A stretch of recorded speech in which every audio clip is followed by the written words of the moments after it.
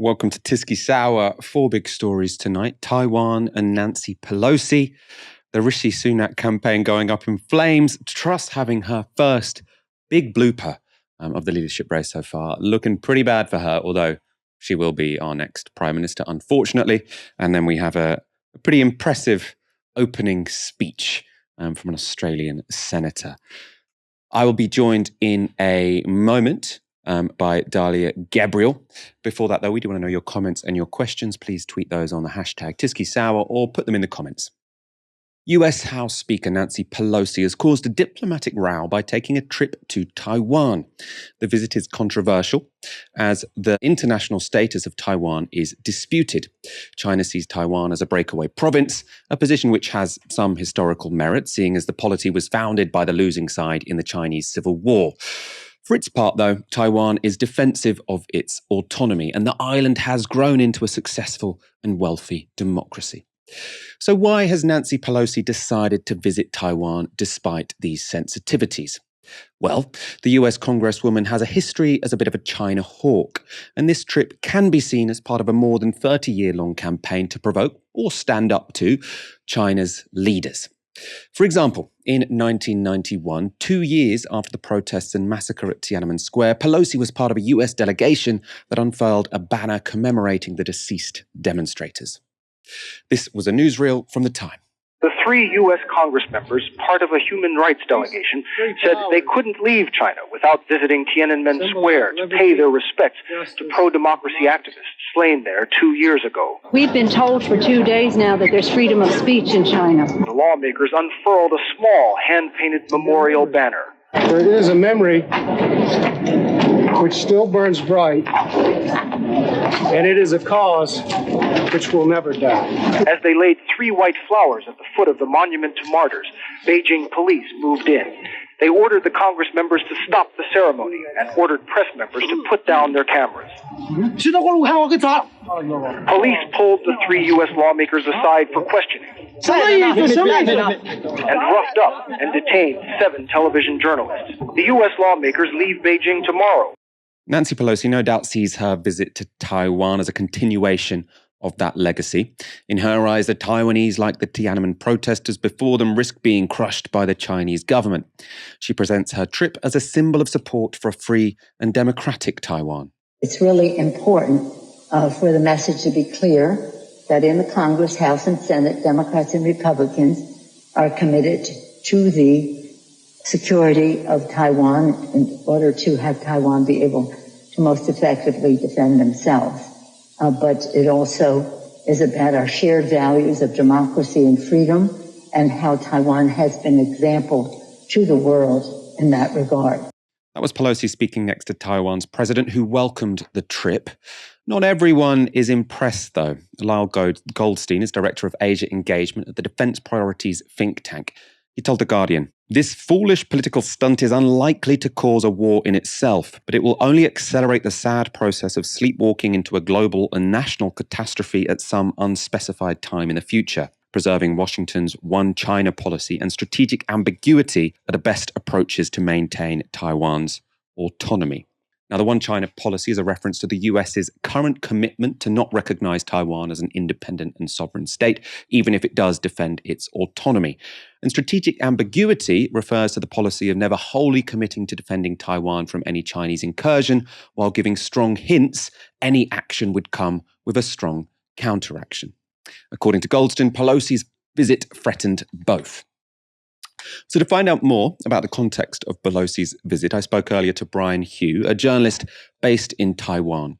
I began by asking him to explain the current constitutional status of Taiwan and its relationship to China. But first, just for clarity, Brian mentions the PRC and the ROC. The PRC is the People's Republic of China, or the China run from Beijing. The ROC, or the normal China, the China we all call China. The ROC stands for the Republic of China, which is still the official title of what we all call Taiwan. So Taiwan has does not have de jure independence. That is to say, formal independence written and codified in law. But then it is de facto independent. So Taiwan, as I mentioned, was never controlled by the PRC. It has its own currency, its own economy, its own military, its own government. It has elections, free and democratic elections that don't take place in China. Its own president, and that sort of thing. So it is a fully functioning state. It's just not acknowledged as such by the majority of the world's countries. And that's partly due to Chinese pressure. It's also due to the US de-recognizing the ROC, the name by which Taiwan is officially known, and recognizing the PRC instead. And so that has further led to the de-recognition of Taiwan. And the handful of countries that slowly recognize Taiwan are mostly small states. They're often politically corrupt, and they're backed by the Taiwanese government in return for funding in order to continue to acknowledge Taiwan, so that Taiwan does have some allies that would speak up for international organizations. China, I mean, as we've already covered, sees Taiwan as a region of China. It wants Taiwan to be officially and de facto part of China, part of the PRC. Are you concerned that that will be done by force? Do you think that the near future potentially involves an invasion by China onto the island of Taiwan? Yeah, so fear of a Chinese invasion is nothing new for Taiwan. This has occurred for decades, and so I think people have gotten quite used to it. There's always been the threat of the PRC forcibly annexing Taiwan. But I think what needs to be kept in mind is that there are very much hurdles to it. Staging an invasion is not so easy. First, it would be detected in advance. You would be detecting the troops massing on the coast of China through satellite imagery. And then you have to think about the troop losses that occur, because it's not just that Taiwan is small and China is large. Modern military science favors a defender. And so estimates of the number of losses are the tens of thousands, hundreds of thousands, that it could be the largest naval invasion since D-Day. And so for China to actually get to that point, it is lacking some capacity. For example, just the ability to bring out the amount of troops you need to occupy Taiwan over just across the sea. And then you'll be incurring very heavy losses. And this is even before allies of Taiwan are getting involved. This is just Taiwan's own defenses. It is mostly mountainous. There's only a few beaches large enough to actually mount a naval invasion and so forth. Then you, in theory, have a male population that does know how to use guns because of the military draft. And so you might be facing resistance. So the death toll will be quite high. It's more likely that China would take a intermediate form of military action, such as a blockade or seizing one of Taiwan's outlying islands, or some kind of action like that is not a full-scale invasion, but could still send a message. The thing is that if that occurs, then the rest of the region will be much more alarmed, and there might be much stronger actions directed against China after that. And so, for example, now with the recent military live fire exercises China has declared for the next 4 days, the Ministry of National Defense in Taiwan claimed this might be a blockade. That'll be seen if they're willing to go that far. But I think there will also be consequences. It's not just kind of a one-way street either. Let's talk about the specifics of Pelosi's visit and its consequences. I mean, she's framing this as, showing America's commitment to Taiwan. Other people are seeing this as an unnecessary provocation. Maybe it's about her own domestic sort of political interest. She wants a legacy. Where do you land on that? Does this seem like a provocation, and could it backfire for Taiwan? I think it's a mystery for me to speculate about Pelosi's motivations, because, her mind is a black box to me. The mind of any American politician, or any politician really, and what they see as their interests or the interests of their nation are, if these are actually converge in any way, it's a mystery to me. But it could be a legacy thing. It could be aimed at showing that the Democrats are strong on China with midterm elections coming up. And so support for Taiwan would be a way to signal that. It could also be that Pelosi is trying to pressure Biden in some way regarding foreign policy. And so it is one of those questions. But I think that when you do look at the U.S.-Taiwan relationship, it is for the U.S. interest that they are maintaining this relationship. And so there's definitely a reason as to why Pelosi thought it was necessary to make this trip. It just might not be in Taiwan's best interests. There are some reports that were unconfirmed, and it's purported to be from a leak, and it was in pro-China media outlets in Taiwan. But it was that the Tsai administration, the presidential administration in Taiwan, had tried to disinvite Pelosi because the view was that it was too dangerous, but that Pelosi was still insistent on going through with the trip. If so, that serves Taiwan does not actually really have an ability to say no to American politicians because of this security relation in which America is theoretically Taiwan's security guarantor from China. Although that is, of course, not sure. There's no commitment to that. And what kind of response have we seen from China so far? I know there was speculation that there'll be her plane will need defending from Chinese missiles. Obviously none of that happened. But what response has there been? I think military exercises have been sort of upped since Pelosi visited. Yeah, that's right. So there were incursions to Taiwan's air defense identification zone. That's not airspace. It's the area around Taiwan in which planes usually state who they are, where they're coming from, and that sort of thing. They identify themselves. And so there are 21 incursions by China yesterday, and there are 27 today. So it's pretty high. There were Chinese naval vessels spotted off of Orchid Island, which is one of Taiwan's outlying islands.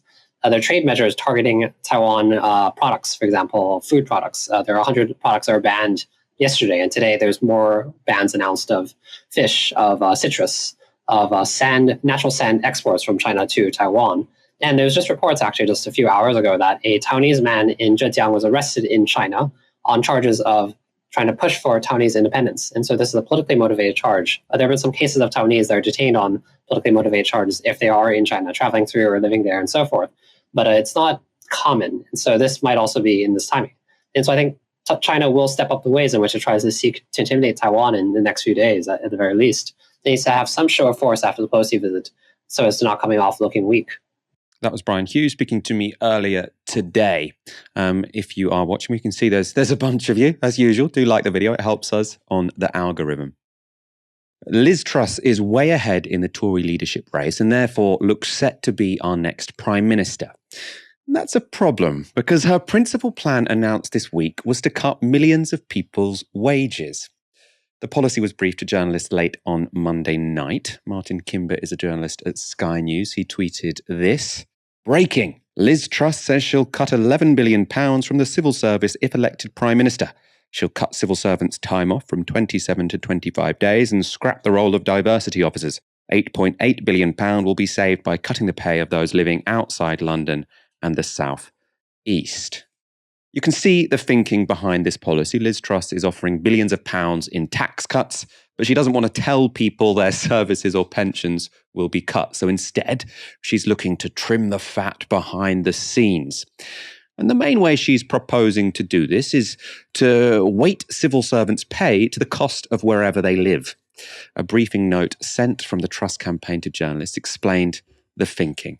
Liz Truss will introduce pay boards tailoring pay to the cost of living where civil servants actually work. National pay boards mean that civil servants' pay is negotiated at a national level, meaning no account is taken of the regional cost of living. By introducing regional boards, civil servants' pay can be adjusted in line with the actual areas where civil servants work, saving billions. They also said in their briefing that this could save up to £8.8 billion per year. Now, hundreds of thousands of civil servants getting a pay cut would be controversial enough in the midst of a cost of living crisis, but the real implications of this policy briefing were even worse. Wonks immediately started to question Team Truss's numbers, and Alex Thomas from the Institute for Government tweeted this.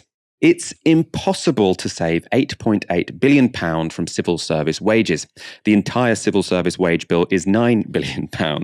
Truss's plans must refer to the wider public sector. So this isn't mandarins moving from London, it's nurses, teachers' pay being adjusted down. Less war on Whitehall, more war on Workington, so a reference to regions in the Midlands and the North where you'd get nurses getting a pay cut.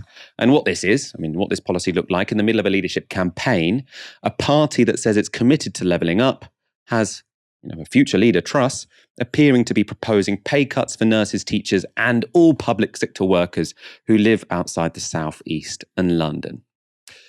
So could that really be the case? Well, the following morning, Jacob Rees-Mogg, who's backing Truss, suggested there'd been some mix-up. But it's not just the civil service, is it? Liz Truss is also talking about anyone's pay for the government. That involves teachers, that involves police officers, involves nurses, doesn't it? That's not the plan. The discussion at the moment is around civil servants. That was Rees-Mogg suggesting Truss's plan definitely would not affect public sector workers in general. But as the tweet I showed you earlier explained, if that was the case, the sums just didn't add up. Which is why, by lunchtime, Truss was forced into a humiliating U-turn. My policy on this has been misrepresented. There was never any intention to affect teachers and nurses. But I don't want to worry people. I don't want people to be concerned. So I am being very clear that we will not be going ahead with the regional pay boards. A major U-turn, then? With national pay boards. Is this a Liz Truss U-turn? I'm being honest that there were concerns expressed. I believe my policy was being misinterpreted. So you're not I want to be embarrassed by clear this? with the public that I will not be going ahead with the regional pay boards. I'm somebody who is honest and upfront, and I do what I say I will do, and I'm being clear, I will not be doing that. So that was Liz Truss going against her own policy announcement less than 24 hours later. That claim that the policy had been misrepresented also caused some problems, though, especially for the people on Team Liz. Brandon Lewis spoke to Radio 4. She wasn't misrepresented, was she? No, she was. Okay, who misrepresented her? Let's be completely clear about that, if that's what she believes. Absolutely. You saw people yesterday from the Rishi Sunak campaign outlining that this was going to mean a pay cut for public sector workers. That was never the case. That was never suggested in anything. We've been very clear. Well, it would have if it was brought in for all public sector workers in the long term. No, this was always looking at what would happen with new contracts for new staff who take them on. But as I say, Liz was very clear yesterday. This is not a policy that she's taking forward. She wants to focus on dealing with Whitehall waste. How long term was the all public sector workers plan? It's decades then, isn't it? If you're waiting for everyone currently serving to leave the civil service. Well, no, as I said, this was about potentially new contracts coming on and making sure that you're using taxpayers' money efficiently and effectively. And that was part of the wider... It's going to take you a long time to save £8.8 billion. Well, no, that wasn't what we were saying. What we're saying in the press release, as you said, was if you extrapolated this out, that's what you can do. And other people were giving different figures. But look, the reality is what Liz was outlining as a package yesterday was how you deal with Whitehall waste. One of the things we've all been targeted with by the Treasury itself, actually, and the current Prime Minister, is to deal with some of the waste we've seen in Whitehall, the growth we've seen in the civil service. Just in the last few years, we've seen roughly 91,000 more civil servants come into the sector. Now, beyond Liz Truss being a bit of an amateur, I do think this isn't just a Westminster story. This isn't just, oh, look, she did a U-turn, what a mistake. What's happened here, I think, is really indicative of her campaign in general and also Tory politics in general. What they'll always say is we can make cuts to the state, we can make cuts to taxes, we can let the rich keep more of their money, but it's not going to affect you because what we're going to do is we're going to get all of this money from efficiency savings. Don't worry, you're not going to notice. Then what happens is quite clearly, efficiency savings, on the one hand, that means doing incredibly dangerous things like cutting down the number of hospital beds we have in our hospitals. So when a pandemic comes along, it's completely ready to collapse. Getting rid of things like nurses' bursaries. You might not notice in the first 2 or 3 years, but after a while, suddenly your health service is ready to collapse. They think you can do these things behind the scenes, but always it will have a real cost. If it saves significant money, we're going to feel it, essentially. So this policy is like basically everything the Tories say here.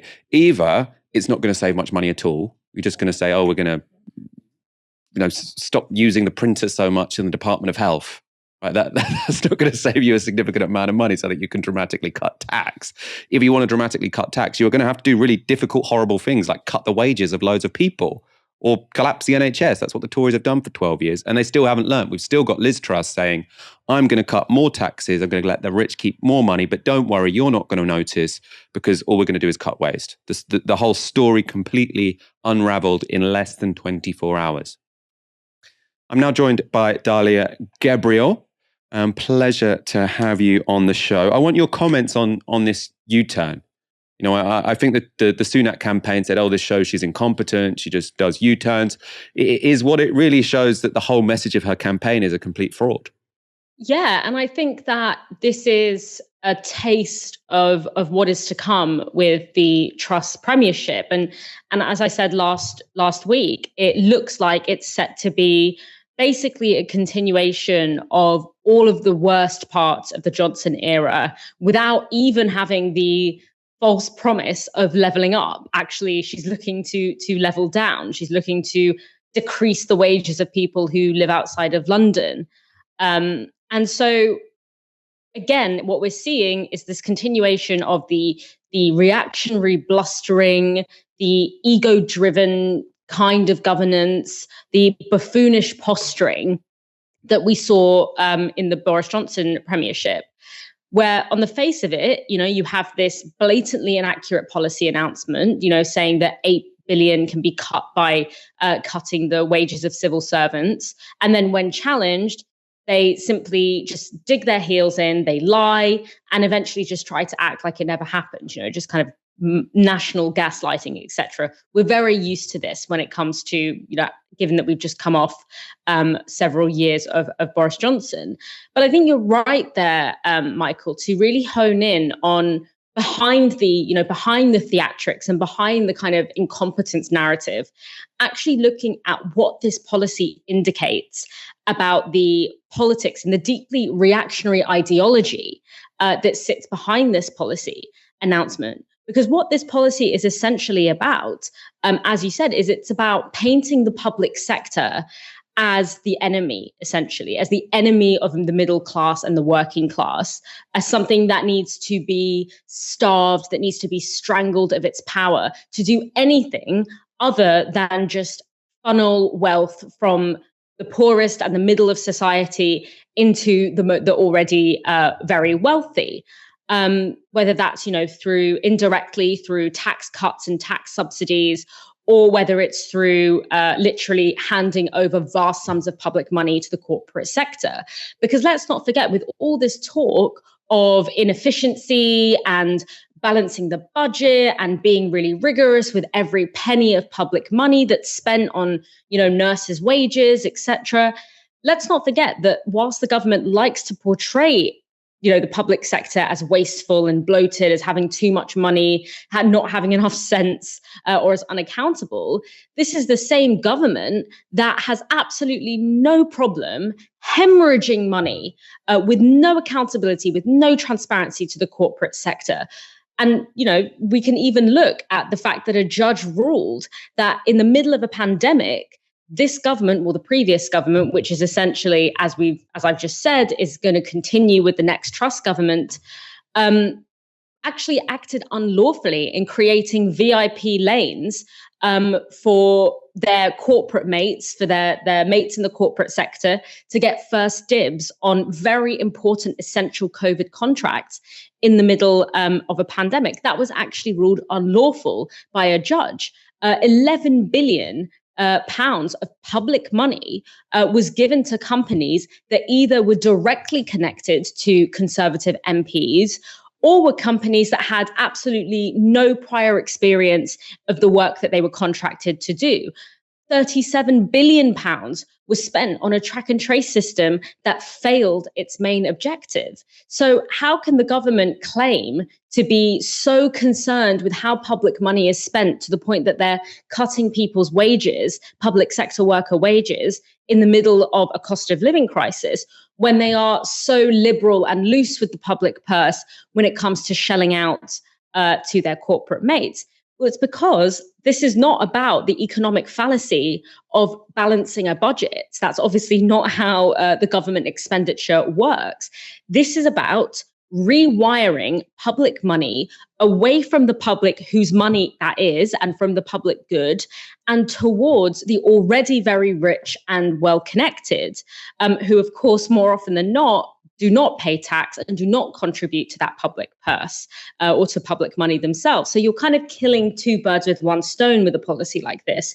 You are stigmatizing the public sector as inefficient, as ineffective, and thereby paving the way towards privatization, which is what we're seeing in the NHS and what I think we will continue to see with further years of Tory leadership.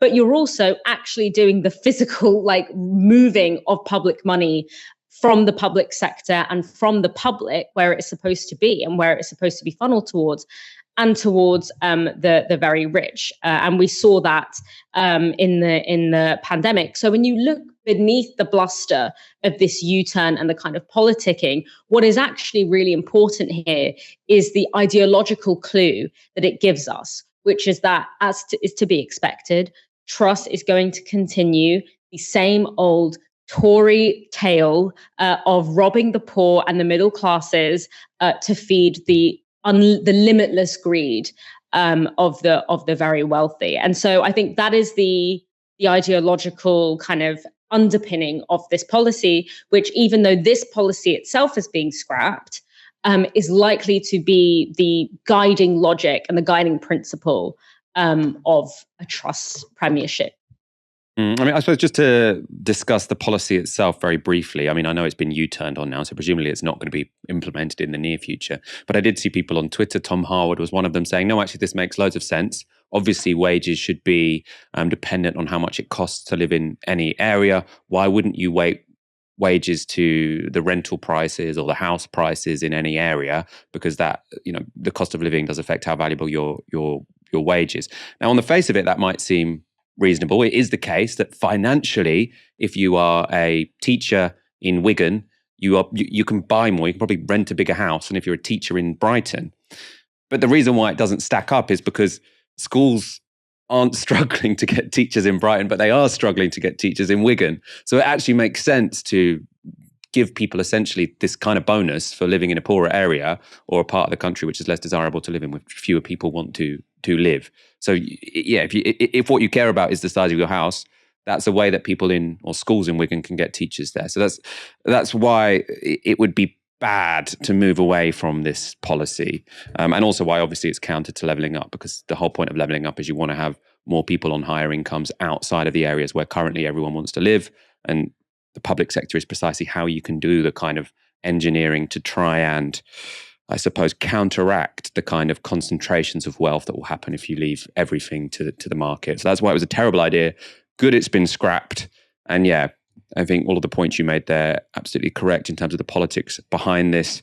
And yeah, just shows you can't say we're not going to tax the rich and you're not going to feel it, right? We will. If there are tax cuts on rich people, we will feel it. That's why I'm against them, right? Let's take a look at another controversial statement Truss has made this week. At the leadership hustings in Exeter, the topic of Scottish independence came up. If you look at Northern Ireland or Scotland, independence is very much a question again. And what is your plan to reverse that? I'm not sure. I don't suppose you are planning to build any walls. So I went to primary school in Paisley in Scotland, and I went to secondary school. Oh, and you did too. Maybe we were in the same class. Anyway, I feel like I'm a child of the Union. That I really believe we are a family and we're better together. And I think the best thing to do with Nicola Sturgeon is ignore her. I'm sorry.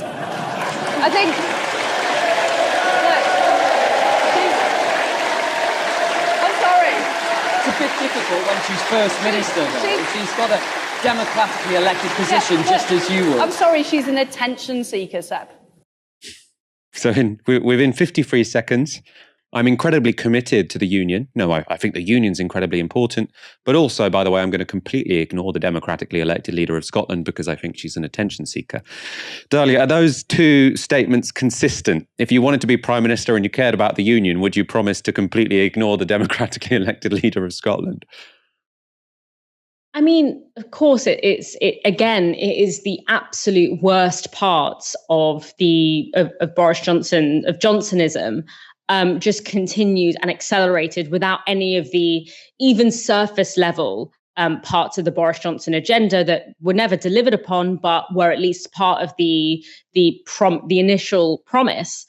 But I just think that it is such an interesting sort of, when you look at actually what is happening here, it is such an indictment of our democracy that essentially 0.2% of the population, which is the percentage of the population that is represented by the Conservative Party membership, are sitting in that room chortling at the idea that a country that is supposed to be part of this so-called union have their democratically elected leader and want them to be represented in the politics of this country and respected, and having and laughing essentially at the idea that they would want to exercise any participation in their own future when all of our fates are being decided by the most tiny minority of British society. And let's not forget, every time the government essentially fails and can no longer govern, which seems to be very regularly now at this point, again, our fate is put into the hands of 0.2% of the population who find it absolutely hilarious that an entire nation that clearly are, at least when you look at the polling, wanting to have another say on a referendum and want their democratically elected leader to push for that on the national stage, who find the very notion of that hilarious, which just goes to show the way that this particular group of people feel and actually very literally exercise ownership over the political process in this country. The collapse of Rishi Sunak's leadership campaign has been accelerating, and in a desperate attempt to save it, he has been flinging ever bloodier red meat to right-wing Tory members. This was the latest briefing from Team Rishi. In order to identify and root out extremism in all its guises, Rishi will widen the government's definition of extremism. Rishi believes extremists do not just want to attack our values, but our very existence. That is why he will add vilification of the UK to the definition of extremism, making sure that those with an extreme hatred of our country that leads them to pose a risk to national security can be identified and diverted away from a destructive path. The Telegraph added some details saying extremists who vilify the UK would have to do so through writings or speech in order to be referred to the Prevent programme. So don't worry, they're not casting the net too wide. It will only apply to writing or speech. So thoughts will still be allowed when if Rishi Sunak is Prime Minister. Of course, it's unspecified how much vilification of Britain would be required to get someone on the extremism watch list. But you guys might want to be more careful with your comments criticising corrupt prime ministers, imperialist foreign policies, and statues of slave traders, because you never know who might be reading. Seriously, though, the Prevent programme is already very controversial. It forces public sector employees like teachers, health workers, and university lecturers to refer people they think are at risk of radicalisation, and it threatens to target and demonise political activists and ethnic minorities. A recent report into Prevent by Rights and Security International concluded this. In the United Kingdom, fundamental rights and equality within social justice movements are being eroded by Prevent, the country's strategy that aims to stop people from embracing forms of extremism that the government claims could lead to terrorism. The fundamental rights that people in the UK are gradually losing include the freedoms of thought and belief, freedom of association, and the rights to speak out and protest peacefully against state policies. Our findings suggest that while the government's use of the strategy continues to disproportionately impact Muslim communities, the targeting of so-called non-violent extremism is producing a climate in which people from non-Muslim backgrounds are also losing their ability to engage in non-violent protest and civic action without fear of harms. So, as that report makes clear, Prevent already disproportionately affects Muslims, but not disproportionately enough for Rishi Sunak. According to the Telegraph, Mr. Sunak also announced proposals to refocus Prevent onto Islamic extremism as the biggest threat to the security of the UK after complaints that it had tilted too much towards right-wing militants radicalised over the internet. Now, whenever you see complaint, it's always important to ask who exactly was making those complaints. Well, in May, a draft report of a review of Prevent carried out by Sir William Shawcross was leaked to The Guardian.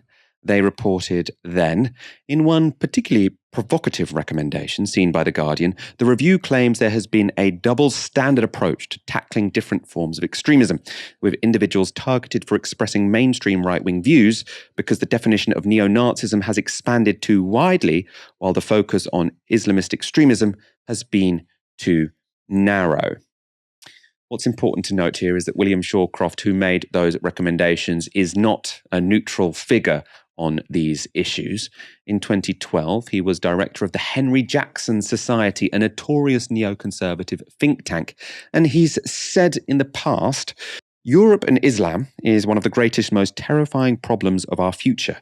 I think all European countries have vastly, very quickly growing Islamic populations. That's from 2012. So the concerns Sunak is responding to come from someone who likes to hint at the great replacement theory. Quite phenomenal that guy was put in charge of a government review into Prevent. Now, Dalia, this is all kind of scary, to be honest, isn't it? Yeah, and I mean, the reality is, of course, that Prevent was always kind of about this. It was always not only about increasing the surveillance of and suspicion surrounding Black and brown communities in this country, but it was also about increasing the capacity of the British state to surveil and criminalize its critics more broadly. And of course, this isn't just about, you can't just look at the effects of Prevent solely in terms of, okay, what are the concrete measurable impacts? For example, how many people have been referred to Prevent? What has happened to those people? But actually, the effect of Prevent that you can't measure as easily is the self-censorship that it encourages. You know, the fact that people from Black and brown communities are more nervous to join protests or to express their political views for fear of being referred to something like prevent, and so just stay out of political life altogether. And that's a more difficult to measure impact, but it is certainly one that exists. Because when you actually look at what prevent is supposed to do, it is about getting people to report members of their own community when they see signs of radicalization. Now, of course, when you look at how these signs of radicalization are actually defined, and bear in mind, this is training that anyone who is in the public sector, whether you're a teacher or a healthcare provider, has to undergo this training and is told to look out for these particular signs. Signs include things like becoming more interested in your religion, or becoming withdrawn, having depression, or being withdrawn from being isolated. Now, what they don't mean, is someone suddenly going to church every Sunday. That's obviously, the cultural moment that we are in means that is not what people are getting referred to prevent for. It's always been quite clearly targeted towards Muslims. And that is an example of how the state takes normal behaviors like becoming more interested in your religion, or becoming religious, or having depression or anxiety, things that everyone goes through that is like part of the human experience, and giving it a kind of sinister and threatening edge when it is done by a particular group of people. That is not obviously conducive to the kind of belonging and creating the sense of belonging in British society that prevent claims to be doing. But also, in what Rishi Sunak is showing is that being critical of Britain's foreign policy has actually, this is not new, a new development with Rishi Sunak. Being critical of Britain's foreign policy has always been one of those signs of radicalization that has been listed in prevent training guides. And so that kind of political speech and freedom of speech and freedom of thought element has always been part of the prevent agenda, and has always disproportionately affected people from particular communities. And I think that what's happened here is that, ironically, the inclusion of white supremacists was always a way of whitewashing this racist piece of legislation. So, when this legislation was first rolled out, so many of us said, this is Islamophobic, this is going to disproportionately stigmatize and impact people of color. This is criminalizing normal behaviors when they're done by certain communities. This is going to foster all different kinds of issues. And we were always told, oh, but we also include white supremacists in this, so it can't be racist because it also applies to white supremacists and the far right. And then the irony is that when that actually started materializing and more people were being referred to prevent on the basis of possible white supremacy or risk of radicalization by white supremacists, it pushed the government into a position, and Rishi Sunak is kind of representing this corner that the government has put itself into, where it can't hide behind that anymore. So it is actually having to be much more explicit in what it is trying to do, which is not to prevent harm or counter radicalization as this kind of neutral term that is race neutral. Rather, it is about disciplining people into not articulating certain criticisms of the British state. And it begins with people of color, and it expands to include trade unionists, to include anyone who's critical of particular parts of the British state. And it does that under this guise of a punitive and restrictive idea of Britishness, which in a final gaslighting moment is claiming to be about fostering inclusion and belonging in British society, when actually what it is doing is using incredibly exclusionary and punitive ideas of what Britishness is in order to discipline people into not expressing particular, especially political beliefs, and God forbid, forms of political organizing that are critical of the British state.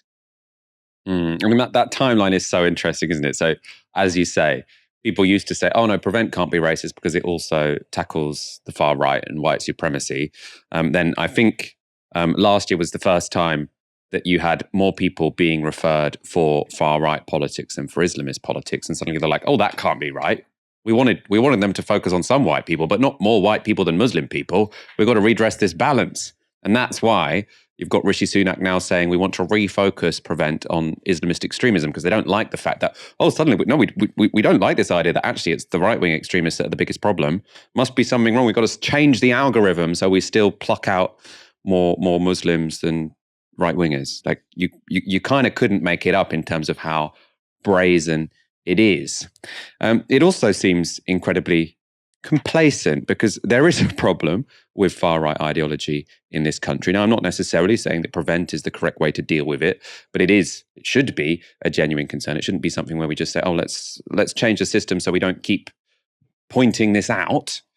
And as some evidence of this, just this week, a new study has suggested that increasing numbers of children are being ensnared by far-right groups online. So the Guardian report, gaming forums, private chat rooms, and slickly produced online leaflets or study guides are among the platforms and tactics used to introduce young teenagers to racist, white supremacist, neo-Nazi, and involuntary celibate, so that's incel, ideas. We are detecting cases of very young people ending up on the very far end of the extremist spectrum where they have planned or have even carried out attacks, warned Julia Ebner, a senior fellow at the Institute for Strategic Dialogue. That same article also reveals that children as young as 13 have been convicted for planning far-right attacks. But does Sunak see this all as indicating a frightening growth in far-right ideology? Well, apparently not.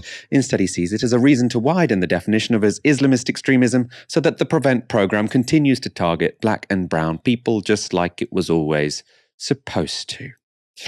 I suppose, Dalia, the brazenness of this, saying, oh no, we were ensnaring too many white people, let's explicitly focus on Muslims. Does that mean that Prevent is going to be a bit easier to challenge? It's a bit more explicit what's going on here.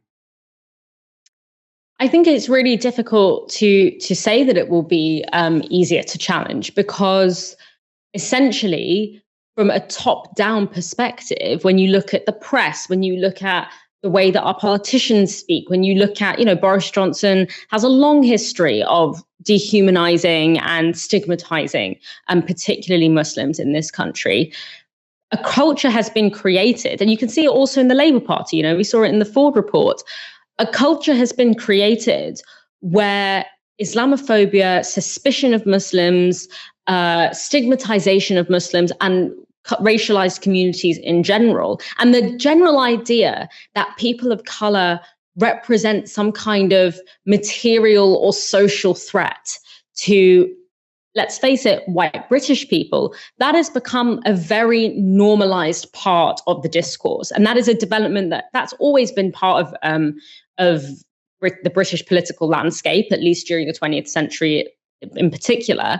But it is just, there's a particular continuation of it where it is done in very neutral terms of, for example, instead of talking about, whiteness, talking instead about British values, and being incredibly specific and changing the definitions of things like British values and extremism in order to suit the particular agenda that is at play here. And so I think it has become so normalized to treat entire communities with suspicion that when you see it happening at the highest levels of political office, whether it's in the Labour Party and the Conservative Party, because let's not forget, this is a form of racism that is shared between the two major parties in this country. That connection between Muslim communities and the feelings of suspicion and fear and hatred has to be broken first, before we can begin to fight a policy that is essentially fits within that logic. And so I actually think that we are in a place right now in British society where the idea that Muslims should be specifically surveilled, not under the guise of some kind of neutral application of a counter-terrorism legislation, but actually just doing what it says on the tin, I actually think that is so normalized that it's going to be much harder than we think to oppose it on those terms. Let's not forget, at the previous Tory conference, I think it was, you had people on panels talking about how we need to be more Islamophobic and actually using the term Islamophobia as something to be proud of. So when you're in that particular political landscape, you have to have people see Muslims as human beings and not as threats. First, that has to be the first ideological step that needs to be made before something like Prevent and its chokehold over our society and all of those knock-on effects that I spoke about of strangling political discourse and limiting the capacity to oppose the government politically. Before that can take place, you need to sort out the ideological issue first, which is a long and sticky and difficult process, of course. Before we move on from the Tory leadership race, let's just look at the data showing how these desperate gambits by Sunak don't seem to have done him much good. So among Tory members, this is the latest YouGov polling, and as you can see here, Truss has an absolutely enormous lead on Sunak, trouncing him by nearly 40 points. She's also absolutely thrashing him amongst Leave voters. Still, though, it looks like Sunak's parting gift in this race is going to be to shamelessly and dramatically shift frontline politics to the right for no apparent reason. He's already lost. It seems so bizarre to me. These Tory leadership candidates, they're coming up with ever more bizarre reactionary policies which will only really appeal to Tory members and not to the wider public. Liz Truss saying she's going to cut everyone's wages. All of the public sector are going to get pay cuts unless you live in the southeast. You've got Rishi Sunak saying criticize Britain and you're going to get done by Prevent. Why are they doing this when the results of the race are already known? You know, if you had any interest in winning the next general election, you say, look, this is a done deal. Let's make some kind of backroom deal. We'll stop coming up with random policies, but they keep coming. I suppose all power to them. Keep coming up with the random policies as long as you don't implement any of them. Get to a couple of comments before our final story. Over on Twitch, ScarDB says, stop the planet, I want to get off. Fair enough. Final story. Lydia Thorpe is only the 9th ever First Nations senator to be elected to the Australian Federal Parliament. The member of the Australian Greens was required to take an oath of allegiance to the Queen before she could take her seat. And this is what happened next.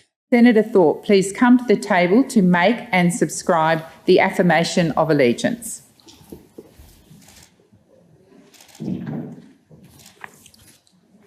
Senator Thorpe, please recite the affirmation on the card handed to you. I, Sovereign Lydia Thorpe, do solemnly and sincerely affirm and declare that I will be faithful and I bear true allegiance to the colonising Her Majesty Queen Elizabeth II. Senator Thorpe, I'm going to wait for quiet. Senator Thorpe, you are required to recite the oath as printed on the card, so please recite the oath. None of us like it. Senator Thorpe, order. I, Lydia Thorpe, do solemnly and sincerely affirm and declare that I will be faithful and bear true allegiance to Her Majesty Queen Elizabeth II, her heirs and successors according to law. Senator Thorpe, please sign the test roll and senator's roll. I love, I think deliberately mispronouncing heirs is sort of like a sign of disrespect. I mean, more significantly, you heard in the background there other senators calling on Thorpe to have some respect, which is, I mean, it is a bit much, isn't it, coming from a group of people jeering someone wanting to commemorate their ancestors who were subject to genocide. But Thorpe's statement has received more support on social media, and she's been interviewed around the world, including on Times Radio. Well, I just stated a fact that the Queen and what the Queen represents is colonisation. And colonisation in this country, in Australia, has done so much damage to First Nations people, to Indigenous people right across this country. They are responsible for genocide. So, yes, colonisation murdered and raped Indigenous people when they came here with their boats. And I felt, as going into the Senate, into the Parliament, that swearing allegiance to a colonising queen of another country who created so much harm to this country's First People was demoralising, and it was the wrong thing to do. It didn't feel right in my heart, and a lot of Indigenous people in Australia do not subscribe to being colonised. It took away our livelihoods. It took away our language, song, dance. It took away the essence of who we are as Indigenous people in this country. So to be made to swear allegiance to someone else's queen of someone else's country is ludicrous. It is ludicrous. British settler colonisers were massacring First Nations people from the late 18th century all the way into the 20th century. Most massacres were planned and carried out by white civilians, but nearly half were conducted by agents of the state. Until 1901, those would have been agents of Great Britain. And that's only the massacres that we know about. Before Britain invaded Australia, the First Nations population is thought to have been somewhere between 1 million and 1.5 million people. By 1900, there were fewer than 100,000. It was only in 1969 that the Australian government repealed laws giving them the right to remove First Nations children from their families permanently. But if you're from a First Nations background and you're not willing to give an uncritical allegiance to Her Majesty the Queen, you get jeers, in the Australian Parliament. Dalia, your thoughts on that intervention from Lydia Thorpe, and also, I mean, the jeers in the room. I just thought it was pretty, grotesque, actually. Sometimes when moments like this happen, I find it really helpful to actually just strip back all of the noise, strip back all of the context, and just think about, what is actually happening here? So what you have is a group of people who have been living on a territory for more than 70,000 years. Then another group of people come and steal that territory, commit genocide, and the few who survive that are subjected to some of the most dispossessing and oppressive policies in recent history, including stealing children from their parents and sending them to schools where they can be robbed of their language and their culture. You ban them from, as Lydia Thorpe talked about in that segment, from speaking their language, from enjoying their culture. You deny them the right to vote in a system that you have imposed on them. You force them to integrate into that system that deliberately puts them at the bottom of every possible hierarchy you can think of. And then when a member of that community is finally able to be part of that system as a representative, a system that, by the way, has systematically dispossessed her community and her ancestors, you then ask her to show you respect. You're not being polite enough to your colonizer, is what they're saying to her. And even though we have put you in a position where you are forced to be part of a system that hates you, because otherwise you'll have absolutely no recourse to representation. And so when you think about what you are asking Indigenous people to tolerate, and what you, as the state, as the colonial state, the settler colonial state in that country, what you are refusing to tolerate, it is the most unbelievable double standard that I can't even believe that it isn't ridiculed in every newspaper.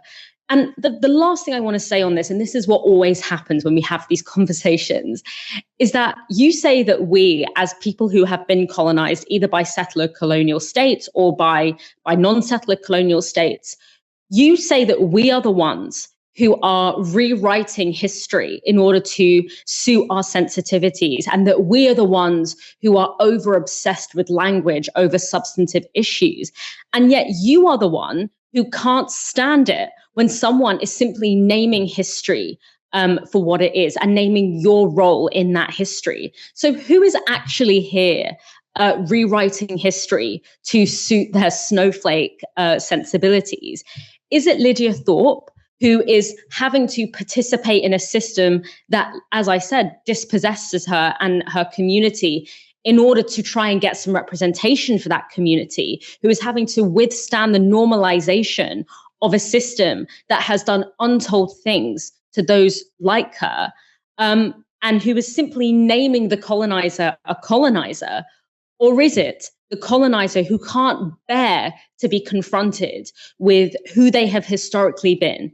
And quite frankly, as we saw in that footage, who they continue to be. So whenever these things happen, I always just think to myself, how have they managed to switch the idea of rewriting history and snowflake sensibilities to cast us in that position when this entire thing is a scandal because they cannot bear to actually be told the truth about the history that not only the Australian state and obviously the British state has been part of, but actually the system that is being perpetuated and continued to this very day.